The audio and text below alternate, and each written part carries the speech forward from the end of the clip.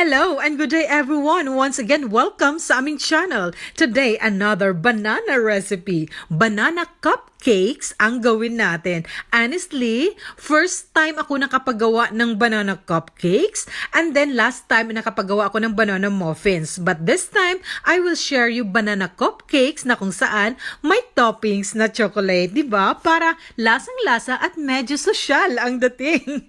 But first of all, ay gusto kong i-share ang mga dry ingredients. First, ang ating 1 cup na flour or kahit anong klaseng harina. Ang sunod naman ay ang ating 1 teaspoon na baking powder. At of course, di mawawala ang ating 1/2 cup na white sugar or brown sugar, okay lang siya. And of course, ang ating 1/4 na teaspoon sa asin or salt.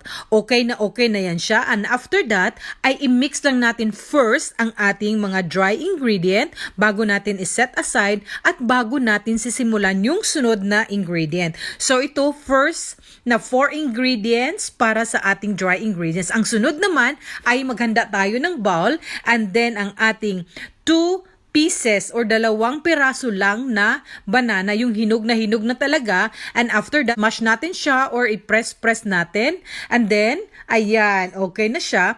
At kung ganyan na klase, hindi ko gusto na over-press siya. Ganito, parang may lasang-lasa talaga. And after dyan, ay isunod natin ang ating 2 pirasong itlog. So, i-mix lang din natin sa ating saging. 2 saging yung gamit ko dito. And after that, pag na-mix na natin yan siya, ay isunod na natin yung ating 2/3 cup na butter or margarine. Yung gamit ko dito, margarine lang. Sa time ngayon na medyo kamahalan yung butter, kaya margarine yung gagamitin natin. O diba, diskartihan lang talaga. So, after na mix yan siya lahat, yung ating banana, yung ating itlog, at saka margarine, it's time na yung naset aside natin kanina na dry ingredients ay i-mix. Ihalo natin ng bonggang-bongga sa ating banana, egg, at saka sa ating 2/3 cup na butter. Antayin lang natin na super mix na yan lahat. So, ayan. I-ready na natin ang ating form or yung ating lutuan or yung ating baking paper or ito yung gamit ko dito, yung silicone form siya. Tapos nilagyan ko ng 12 na baking paper, yung parang sa mga cupcakes talaga or yung muffins.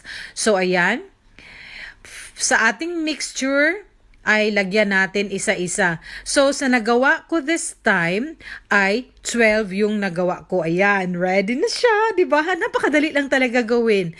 After nyan, ay ilagay natin sa oven. Pero, kung gusto ninyo na may toppings siya, sa akin, nag-try ako na lagyan ng chocolate na toppings. Pero depende lang, pwede din wala. Okay na siya na banana cupcakes.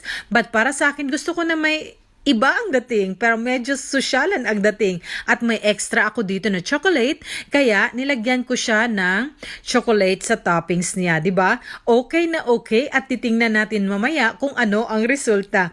Yummy siya na banana cupcakes na may chocolate toppings, di ba? And after nito, pag nakumpleto na natin nalagyan lahat, ay it's time na ilagay na natin siya sa ating oven. And then, this time, ay 180 degrees Celsius for 20 to 30 minutes yung ating oras.